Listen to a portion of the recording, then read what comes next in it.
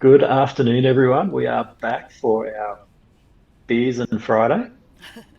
I am Kyle. I just fill the space on this side of the screen. And of course, the important person is Jade, who's joining me from the lovely Lennox today.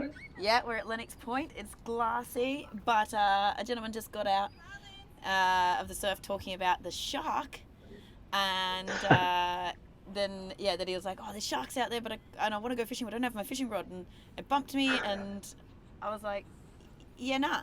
Nice, So as nice. glassy as it looks, I might give that a miss for now. That's no fun. Well, it's still, I think, 4 or 5 foot here, Yep. um, and cold. Well, And I I was think literally, for me, the cold is worse than the sharks. yeah, probably. I don't know if you can see. I've got me got the Uggies on, and I was like, I was just standing here. The sun's burning the back of my legs. I'm like, maybe the Uggies need to go. I've been cold up until now, and then just as we've gone live, like the sun's like melting me. Beaming out. Of course. That's Yeah, because you're in the hot seat. I'm in the hot seat. Uh oh, Not really. not really, not really. So you brought up sharks. So here's a funny question to think about. If a shark bites someone with COVID, Oh, does it get COVID? it's now shark flu. We've had bird I, flu, I we've had don't know. swine flu, we've got the bat flu, shark flu. And then what Shark flu. happens? Okay, wait. And then do they infect the fishes? And then if you eat the fish, whoa. I like this Just a topic. funny question. That's a funny question. Let's see if we can It find a is. marine biologist or some sort of scientific person that might be able to like tell us if it can be transmitted to another animal. Well, you would think if it came from a bat to us, that maybe a human to a shark by a bite. It's the eating thing. It seemed like logical to me. Seems logical. So Okay, I'm going to send a notice I to had all the an sharks interest. not to eat us because COVID. That's right. We're dangerous. So a friend of mine is allergic to fish. And so he posed a similar question. If he got bitten by a shark while surfing, would he bleed out or would the anaphylaxis kill him? I don't mean to laugh, but it's an It's an interesting interesting question, idea. isn't it? Yeah. Yeah. So Ooh. maybe we've distracted ourselves a little bit. So today we're talking about responding, not reacting, and Mm. how we can lead our teams, I guess, under pressure. So it's an interesting conversation to have. Maybe not with the pressure of a shark on us. No. Well, I'm going to wind back for a second because just before we went live, I felt your energy was a little flat for the usual Kyle that I get, and I said, "How are you?" And then you went, "Well," and then we went, "Actually, this might be a question to ask when we're live because it's quite relevant." So, Kyle, how are you? I, I'm doing pretty good. I've I noticed last night. I reflected a little bit on our chat yesterday with the team. I was a bit snappy with one of the boys, and last week I was snappy with one of the boys, I think one of them told you not to and get your knickers in a twist. something like that. And I've probably been a bit snappy with other people in my life. I've probably snapped at the kids earlier in the week, and it left me thinking, a bit of reflection. Normally, I'm a bit calmer than that, Yeah, I'm so normally calm, Kyle. You're I'm also I'm Kyle the normally corruptor, pretty but good. Not this week. I'm on no Alkagizer beers. this week. No beers. No beers. No beers Friday this week. No beers Friday. Yay. But the Alkagizer leads into next week's podcast, doesn't it? Aha, it sure does. We Ooh, I'm might come wondering back if to you that. is there some sort of connection here? Are you about to give me some connection of why you're snappy and Alkagizer's no alcohol?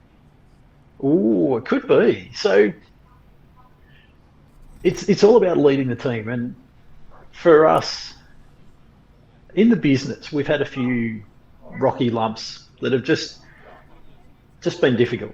They haven't necessarily been hard or bad or anything like that. They've just been difficult. Things like rerouting a staff member through so he doesn't have to go to Melbourne on his flights and Mm-hmm. with the COVID and all that sort of stuff At the last minute because he was about to get on a at the plane. last minute. Yeah. And delaying training, and so it's just been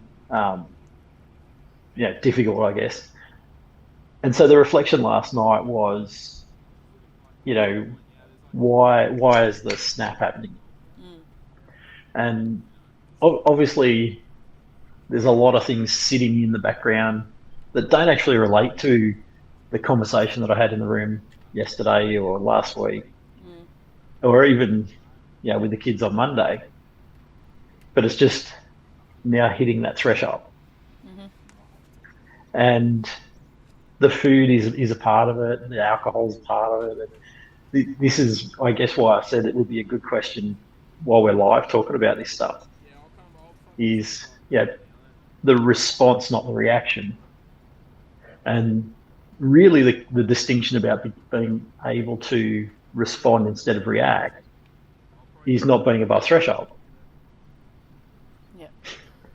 Not needing just one straw to break the camel's back.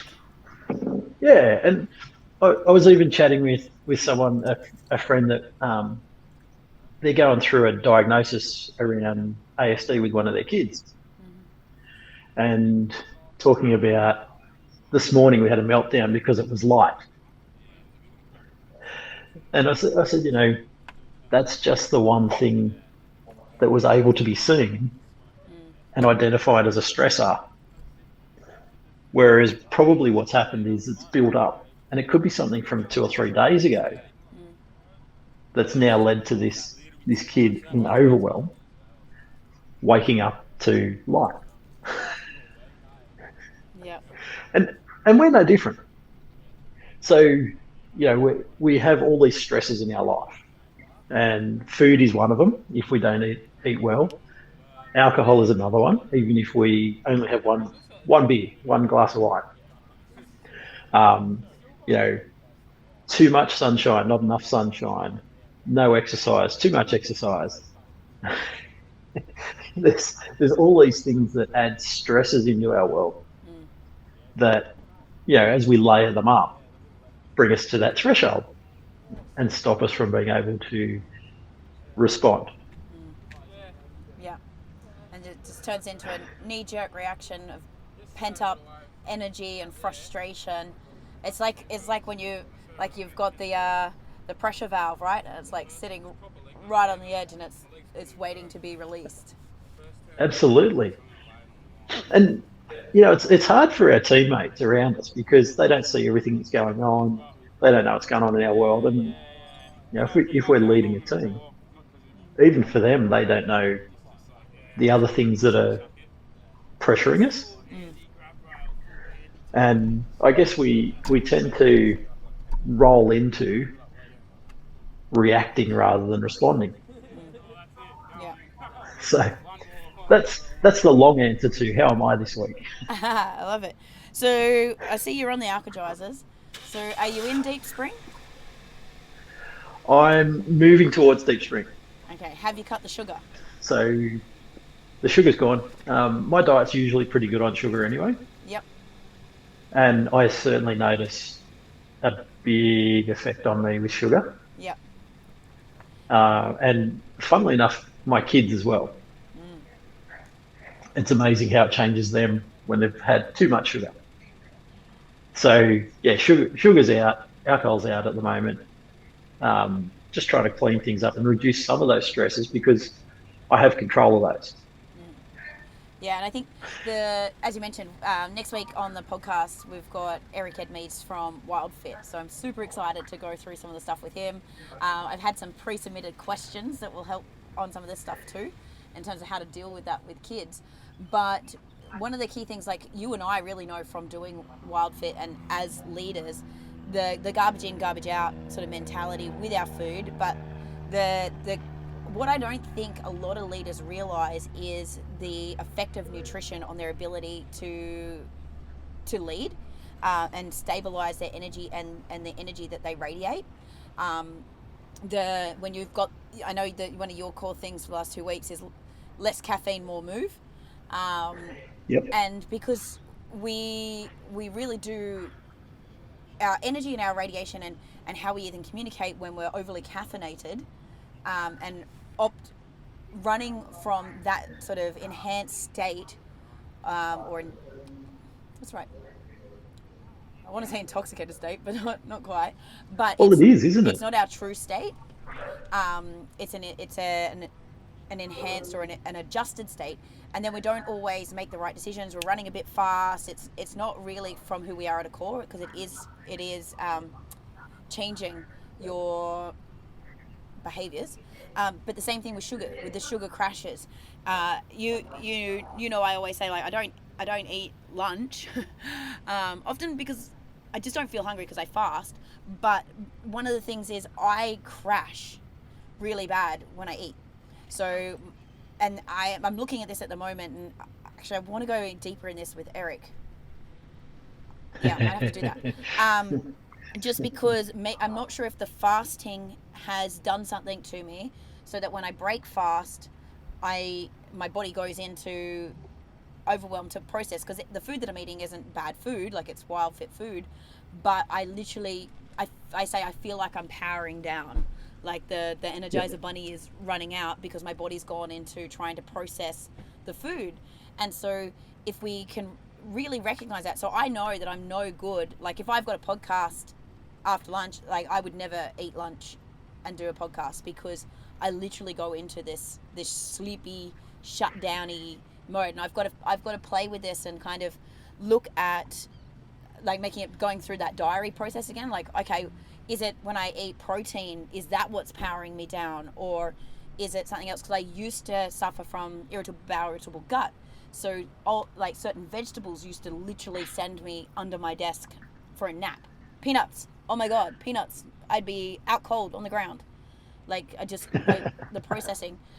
But I wonder how many business leaders really, or even parents, really think about that relation, because a lot of them go, oh, I got the 3:30 crash, but they just think that that's like a common thing, but they haven't gone, oh, that's because I had coffee up until 12 and now the caffeine's leaving my system, or I had something that like, people don't realize that, like, if they have a bacon and egg McMuffin, or some sort of white bread breakfast, or even lunch, the amount of sugar that's in that. Yeah. Who was it yesterday? Someone taught me yesterday. I can't even think now. Someone taught me yesterday that one more scoop of one more teaspoon. Was it you? You. One more scoop So of the kids sugar at school makes. were being Oh taught. yeah, that was because when we were talking to Amy with McDonald's. Yeah. Yep. The McDonald's. So One what more is it? teaspoon of sugar in a McDonald's bun makes it confectionery. Yeah. Wow. Right? So, but people don't necessarily realize that, okay, actually the 3:30 crash isn't just that it's been X amount of time since I slept, it's actually a result of the sugars that I've eaten that I may not have realized I've eaten, or the caffeine that's aborting my system, or the toxins because I had one too many wines last night. Yeah. Yeah. And how that affects all the decisions that you make, Yeah. and how that affects the interactions that you have with your team. 100%. You know, I got to 3:30 and I crashed, but what did I do for the 3 hours before that? Yeah. And yeah, were you snapping back answers? Were you actually present? Were you thinking cognitively through an actual decision? Or were you rushing? Like, when you're on, like, if you're on a caffeine high, you're kind of in that manic, and you're like, yeah, yeah, everything's fucking awesome. And you're making the decisions from that really sometimes over optimistic mind. Or if you're on the And crash, from a pessimistic mind. nothing's happening quick enough. And Yeah. let's just go to the next thing, go to the next thing, go to the next thing. And, I know for myself, I do actually enjoy it to some extent. The go, go, go, go. Yeah. I know the team doesn't, but I do. Yeah. Well, and again, that's into the, if we think about the profile types as well. So this is actually, that's great. This is something that's really important. So being that you're a star creator, super high energy, like, do go go go. Probably like me, borderline. Well, I'm not borderline. I'm diagnosed ADD, but like, I try to manage it as best as I can. No sugar, but because we operate at that level, we don't realize what that could do to other people. And we had a perfect example with one of your team. They are completely the opposite profile to us, like on the pole, like literally across the diagonal of the profile square. Um, Far more, and although I'm OCD as fuck, and he's happy to wear that as a badge, but needs the detail, needs the timing, needs to have pacing, but especially the things that trigger him are things around time because he's got that tempo energy, he's got the steel um, steadiness and compliant, and then layered with the OCD of needing to have things in a cadence, just saying like something that's nothing to us because we pivot fast and that happened, and actually I thought I was respecting you by not messaging you on your weekend and your holiday, turned into a holy shit Yep. reaction, right? So it wasn't there was no opportunity to respond on his end at that time because he was just in that state of all of these things sent me to blow up. And after we Yep. talked about it, it was like, oh yeah. But so we need to look at, I think, not only our where we react rather than respond, but understanding our people and their triggers and their buttons, and how we can a help them to understand it so that things don't happen in the future. But most importantly, for the harmony of the team, not when it's not okay to push their buttons, or how you could not push their buttons until we've Yeah. worked through it. So back to what I was saying about what can I control. Yeah. So in my world at the moment, I can certainly control my food, my caffeine, my alcohol, sleep, movement, all those sorts of things. And if I get them all under control, that helps me manage all the things that are out of control or not get pushed over the limit. So conversely, we can do the same with our team is to understand the things that we control that might push them to threshold and they're out of control in their own world. Sorry, I just pressed a And button yeah, and something happened. Can you oh, say that statement again? it's We're back. we're back. Yeah, I you're back think to I control think now. it still came out. Yep. Oh, hopefully it So did. I can repeat. That's all right. I think I can remember what I said.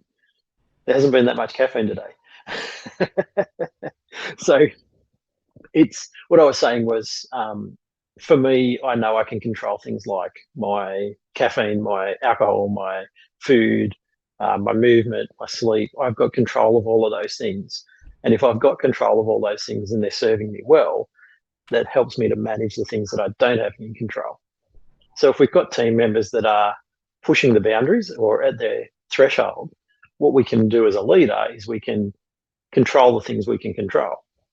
Now, I can't control what they eat and I can't control what they drink and all of those sorts of things, but I can make sure that, if they need timing, we've got timing for them. If we've got to communicate, if we've got to use words of affirmation, all of those things that we can notice and we can control might help keep them under threshold and make their life a little bit easier. Yeah, perfect. Because if we look at like those profile types, I love that you talked about words of affirmation because with when we look at teams and the stuff that we control and how we can get the best out of them, make them ultimately happy, we use a couple of different testing and profiling to understand the human. So the talent dynamics, wealth dynamics for the general profile types. So whether they're like a big picture creator, um, sort of thinker, fast running, whether they're Blaze and a real people person, a bit extroverted and love that high energy, whether they're tempo, that grounded timing, like customer servicey sort of energy, or steel, where they're much more slower to make decisions, needing to see the detail, more about the compliance, and a little bit more would be perceived as introverted. But then we talk about the love languages. So, like you just said, that like, do they need words of affirmation to feel heard and seen? Do they need physically, like a pat on the back, like because they don't necessarily always hear the words? They need like a physical tap on the back for a physical touch, Slap on the ass. a slap on the bum, little bottom tap. Careful of the workplace, please. Whether it's quality time, they need to have your attention, know that you've got, even if it's just for a minute, but they've got your presence. So if they come into your office, you're not like doing this still while they're talking to you. Like just that one thing of looking up and giving them full presence for 1 minute changes everything. So acts of service, bringing them a coffee, or doing something for them, and we see this a lot with your Yes, team. bring me more coffee. Bring me, don't bring Kyle more coffee. I'm taking off my boots. I'm hot. Um, but we often hear with your team when they spread gratitude and love on the rest of them, when it's someone else has done something to help them, because quality acts of service is high for a couple, and it's like, oh, they Yep, jumped in and did this for me, and they supported me. um, so when you can understand the different personality types and profile types so that they can feel seen and heard, or where the triggers or the buttons might be. So, yep, and yep, gifts was another one in there. But so if we know someone's primary love language is quality time, and their profile type is around tempo, timing, compliance, and they they feel like their time has been disrespected, or they haven't been given enough time to think, or they're not given enough time, because leaning on the steel side, to have all of the boxes ticked to feel like they're going to be able to do a good job. That energy raises, and then one thing that shouldn't be a thing, kaboom. yep, Um, yep. so what did you take out of like that experience? Like, what do you think that we can do, or what can we impart, say, either on like leaders of engineering teams, or like other business owners? What can they take from that? It's super common. I know with a lot of our students that are in the higher end programs, so the diploma, advanced diploma programs, where they're in leadership roles, and so they're almost the meat in the sandwich. They're trying to run a team, and often they may have come out of that team, so they're friends, so to speak. But on the other side of that, because of the culture of the workplace, they're in a regular ass kicking. So, it's not a weekly meeting of what did we achieve. It's a weekly meeting of who are we going to kick and how hard are we going to kick Yeah, them. And so it's probably really, really important that if you are in that role, you are the meat in the sandwich, and you actually have to be the buffer from the team and not react to the stuff that's coming down on top of you, but also not pass it on, and take control of it, and make sure that you're dealing with that bit in the middle there, so that you can respond to your team, look after them, and get the most out of them. I bumped into someone yesterday that was at our Future Seeds event last week, and she was talking about, the fish rots from the head down, and exactly what you're talking about, right? So if it's the waterfall effect, the pressure at the top comes down, comes down, comes down, and like we can make the choice to put the blocker in. Like if the gangrene's traveling up the line, we're going to cut it off.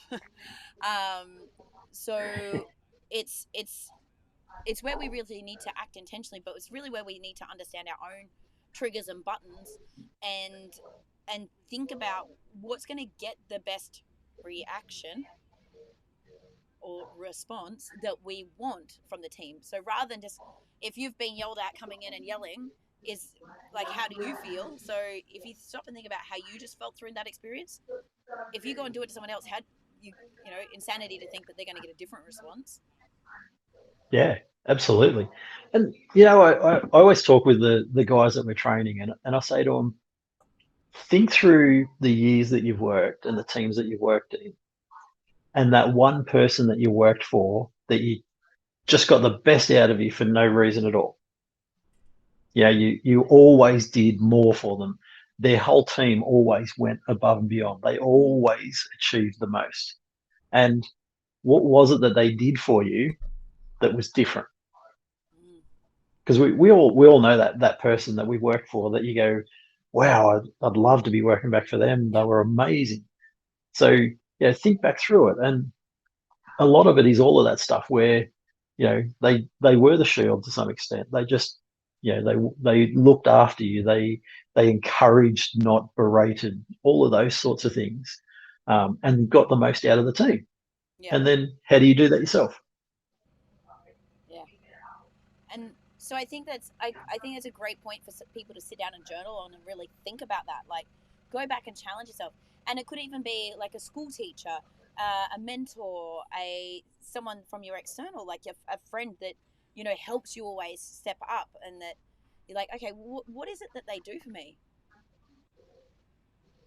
How is it Absolutely. that they handle And the situations? A football coach, a captain of your sporting team, like the like you can look to these role models to see the common thread there. yeah, and there's commonality in it. There is something to see in it, and it does work. There are traits that these people put forward, and if we look, I think if we sort of get down to, to stay on theme a little bit, the things that they do to look after themselves. And I know for me, when I think about those people, they're probably always the people that were active. Hmm. They had a sport, or they ran, they cycled, they were physically active, and they were, I think that's a very, very common trait across all of the ones that I can think of.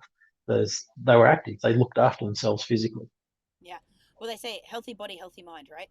If your body isn't functioning the way it should, your mind is trying to control everything to keep it functioning. Like, and it just sucks your energy. Like, there's that drain there. That makes perfect sense. We also know that movement gives us the energy. It clears our head. It gets rid of the stresses. It's the releasing of the dopamine and all of that elevates us as well.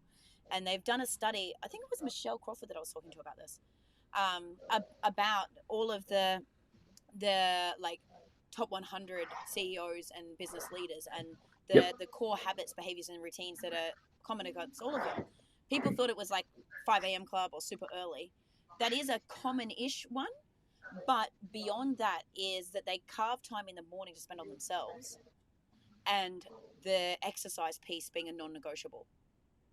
Yep. And it doesn't need to be hard. Yep. Like, for some of them, it's not hardcore exercise. It's just like they go for a walk, Hmm. but Yep. it's Go that for a piece. walk. Go Yeah, for a swim. Look at the sunrise. Yeah. Just be moving. yeah, just be moving.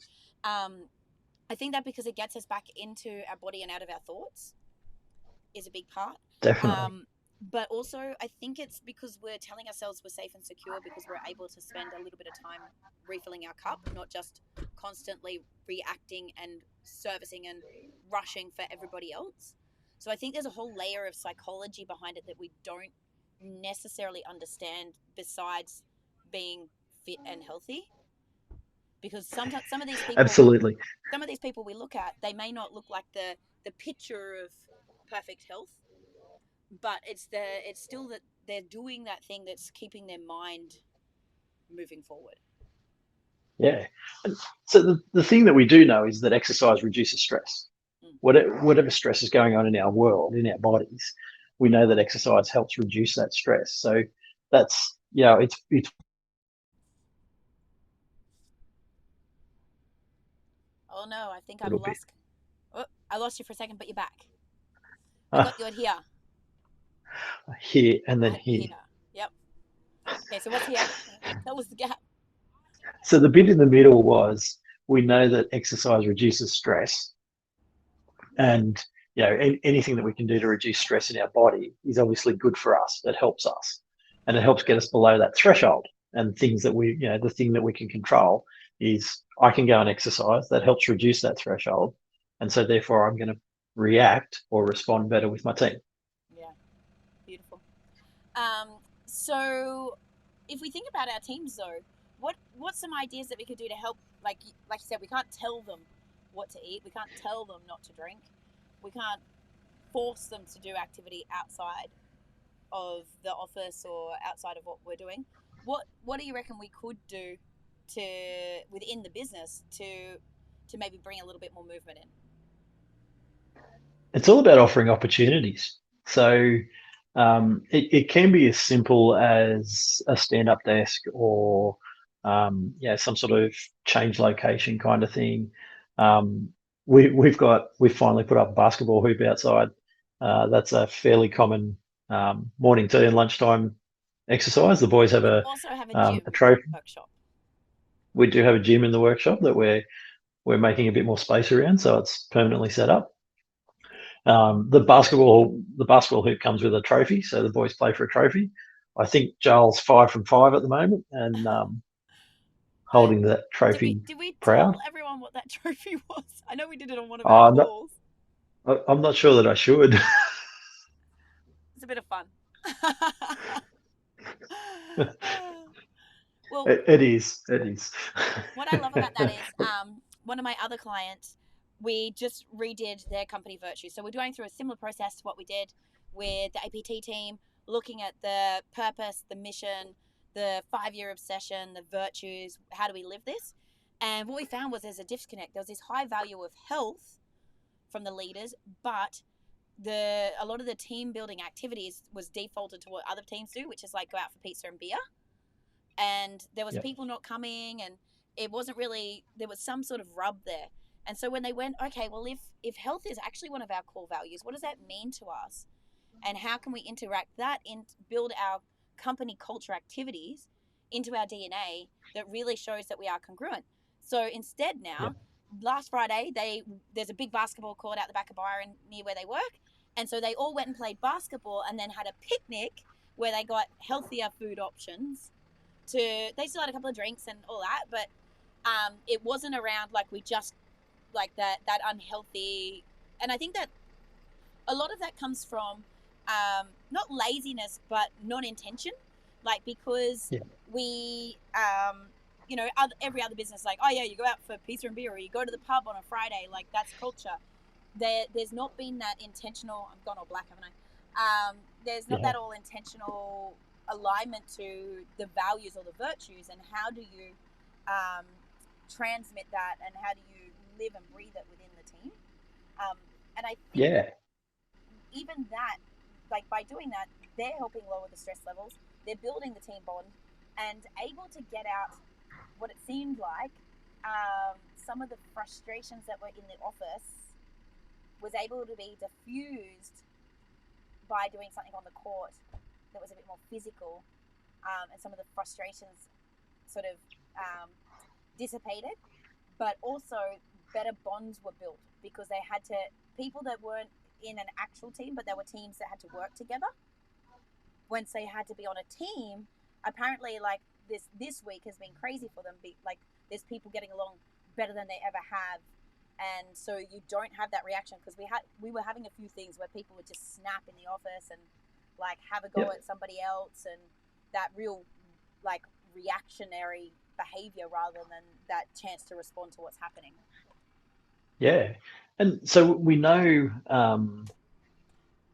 to get into maybe some of the sexist stuff, is that males need both movement, exercise, but also the outside thing. So to de-stress for a male, and let's say a typical male, because we know that these things Like me. aren't, the golden rule.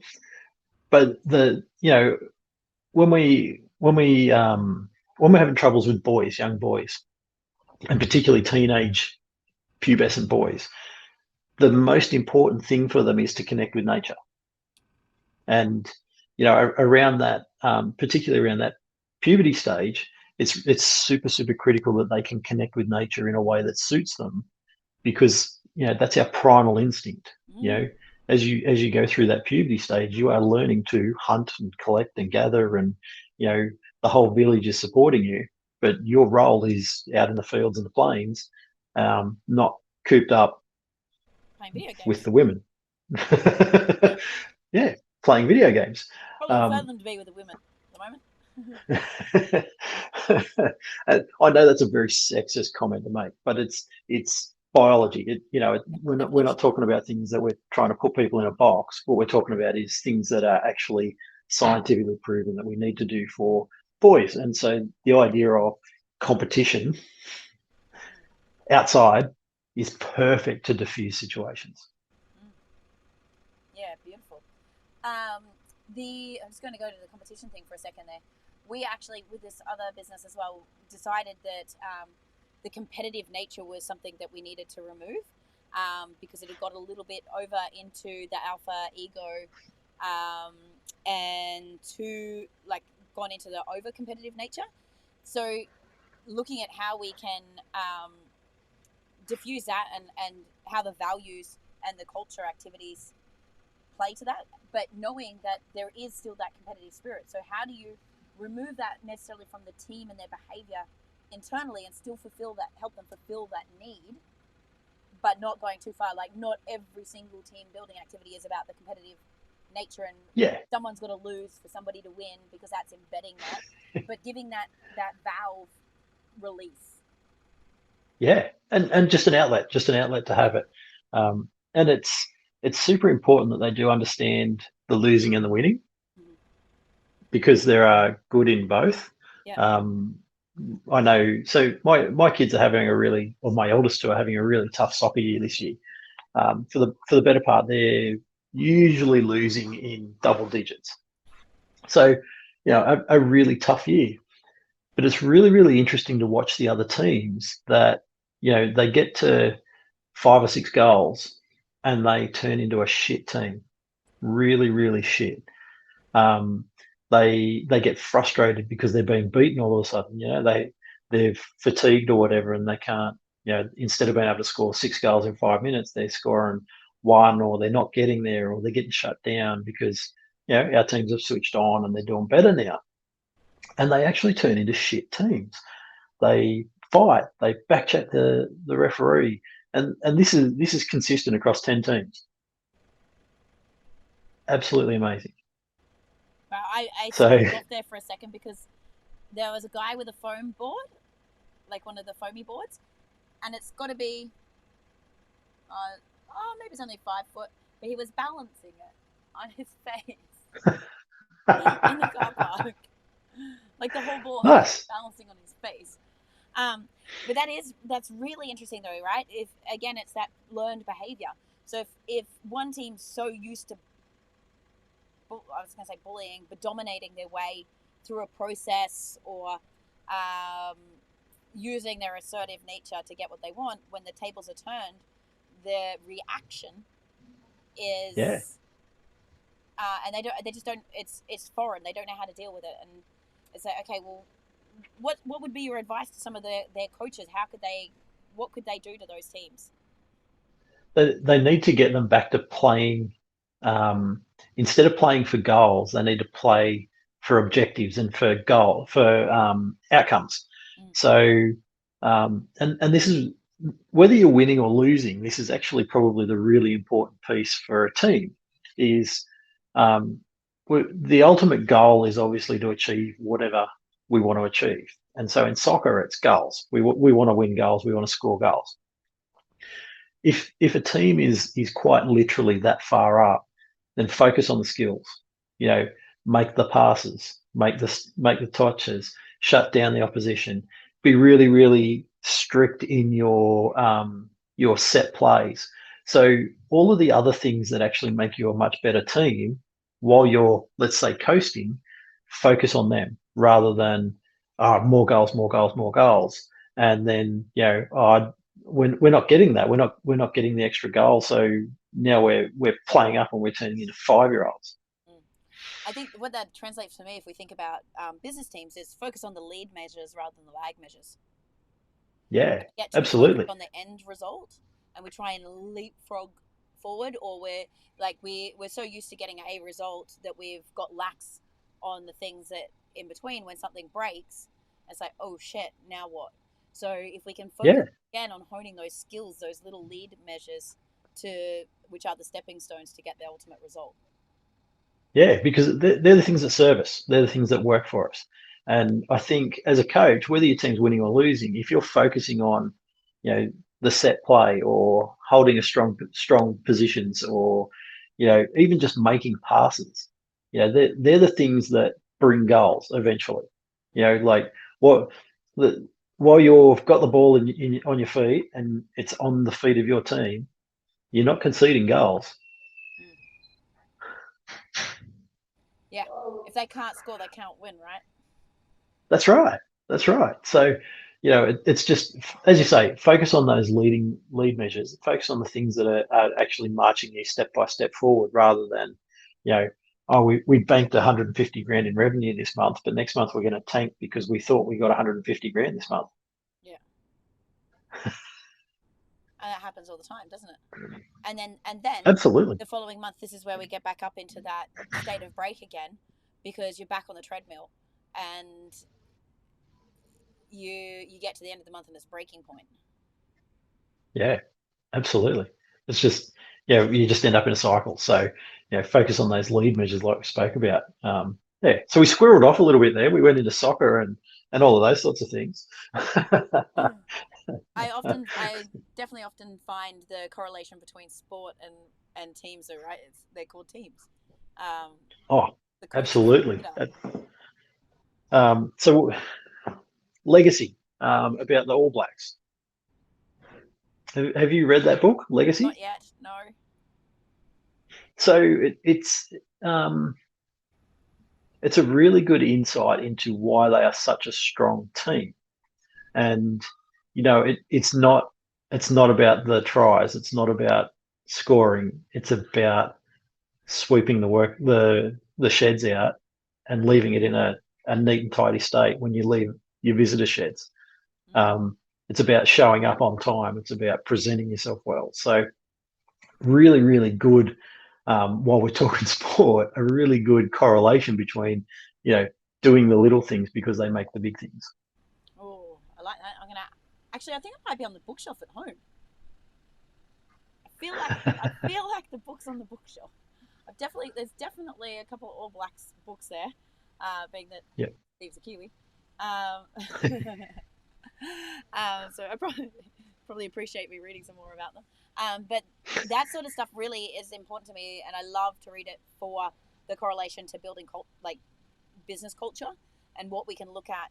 There's so many examples through like baseball and basketball and American football of where they were just losing teams and they didn't have the star players from the draft, but where they've defied all odds because they've taught them to work as a unit and play to the strengths of each of the individuals and understand, like, when to push the right buttons and not to push the wrong buttons to get the, like, we talked a bit about button pushing before. Like, there is sometimes you need to push the button to get the best of someone, because the ultimate growth is on the other side of the button push. But Yep. you need to be there to guide someone through that. And as a business leader, this is why I really love doing the profiling and understanding our people more, doing the one-on-ones to understand who they are as a human and understand their background outside of work. Like what you were talking about before, understanding what one of your team members going through at home makes you understand what might be a trigger at work. Yeah. And also because you've got some experience in that space, able to go, okay, well, okay, where can I push the button and maybe push them to the limit so they do have a reaction to get to the growth on the other side, so they've had enough, or they seek the help, or be there to hold the hand when it's time to jump into the abyss and face it. Um, And unfortunately, sometimes it fails as well. it does. You can lead a horse to water. You can lead a horse to water, but until people want to actually go through the growth, you won't necessarily force them to that, and that's okay as well. I think it's our responsibility as a leader to try and get the best out of our people. And Yeah. sometimes, I think we spoke about this before. Sometimes that's not here. 100%. I had this discussion yesterday, I think, with one of my other clients. They've had a team member that's been amazing up until now, and like for the fast pace and the growth of the business and where they were going, and they didn't have set defined virtues and values, and they've had this explosion of growth, and now with that, obviously new team members and things like that, and the looking at it, the new environment and the new values and the new way of operating isn't going to serve them to the best of their ability. It's triggering them all the time, and Yep. the absolute best thing to do for them is to help them to find somewhere else that is for them, because they can move on to somewhere else and get back into that again, that startup fast growth where they really shine, where they really thrive, because they're not really, they don't want to do the work yet on Yep. understanding that stuff or transcending that competitive nature or that ego and alpha. like they're not ready to do that work yet. It's fine. They're young and they can serve another business and they'll feel the growth. And when they're ready, they'll know that the line of connection is still there to come back for the support. Yeah, yeah. And set them free, set them off to as you say, do their good work, do it the best way they can. Yeah. Because otherwise, if you try to conform them and force them into your way, they're going to feel small. Like it's not going to make them feel lit up, and you can guide them as much. But if, like you said, if they're not ready, they're not ready. Yeah, yeah, definitely. Um, So we kind of we kind of squirreled off. I think we've taken 3 steps to the left now, as we often do. as we often do.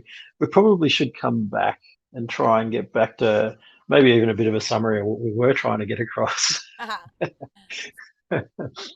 So we started talking about being in a place of response. So we threw around the word the other day, response able, and I, for me that word actually came from Nettie Lakovich, probably a video or a podcast or something, where she was talking about the ability to respond, not react, and I really like that analogy of response able. So and understanding the things that build up to allow us to be able to respond rather than react.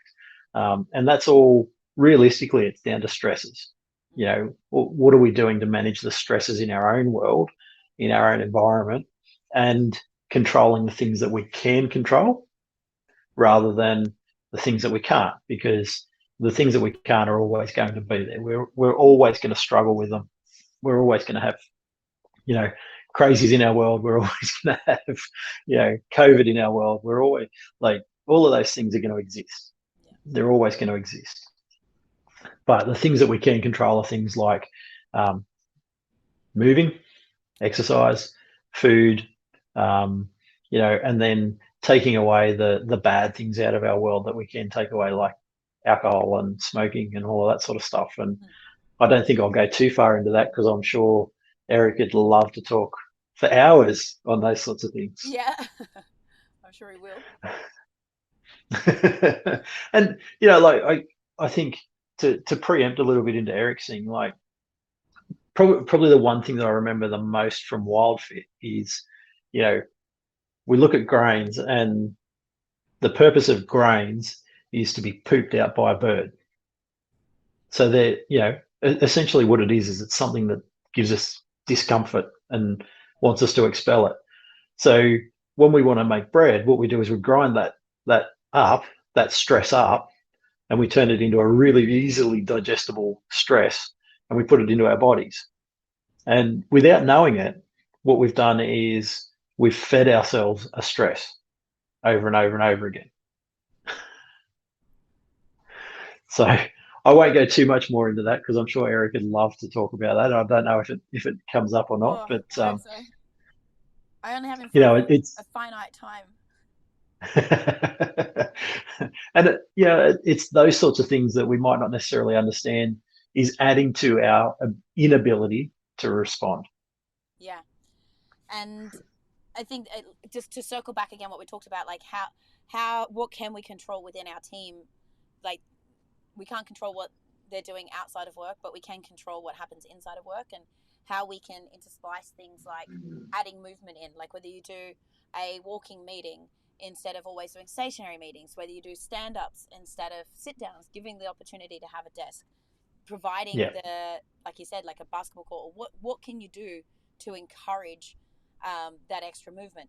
What can you do to lower the triggers? Like if it's in a team meeting, one of the things that I love that I think has really diffused the reactions is we've implemented into the team huddles the opportunity to say what worked and what didn't work, and yep, and what I really love, and I was super impressed with the team this week, was when we had a reaction that somebody else was like, "Hey, let's end this on a positive.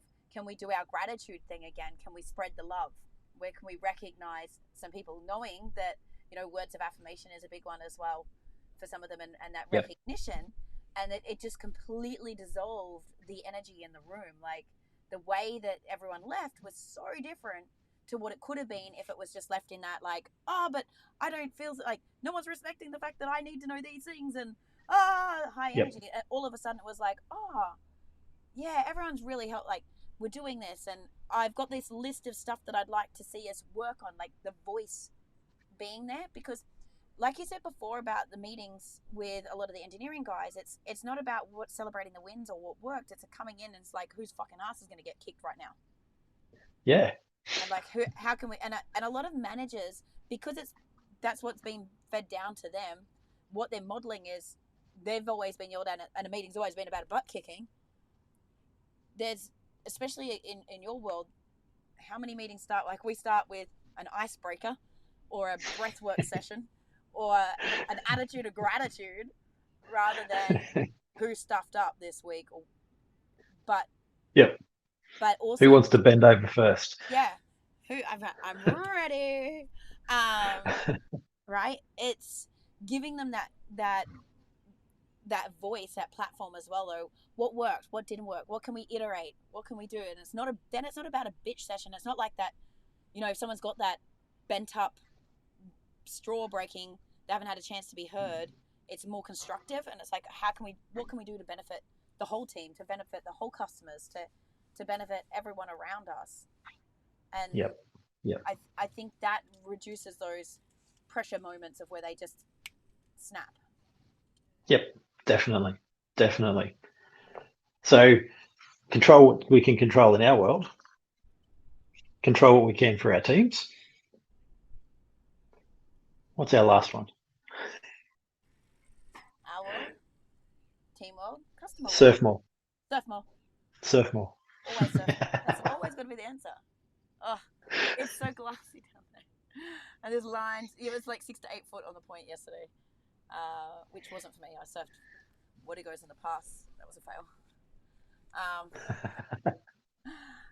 well, I think we've got a nice wrap on that. I'd love Absolutely. I'd love to see. I haven't been able to see the comments as we're going because we're feeding out through Ecamm today rather than the normal system, to hopefully increase the quality of the videos. So I haven't seen any. I haven't been able to see chat as we've gone through, but rest assured we'll circle back on any of the chat. We'd love to hear in the comments what you do to manage your own stresses, your thoughts on responding versus reacting, and how you can set yourself and your team up to be response able rather than reactionary. Nice. Awesome. Have a great afternoon, everyone. Thanks again, Kyle. See you in 2 weeks. Bye.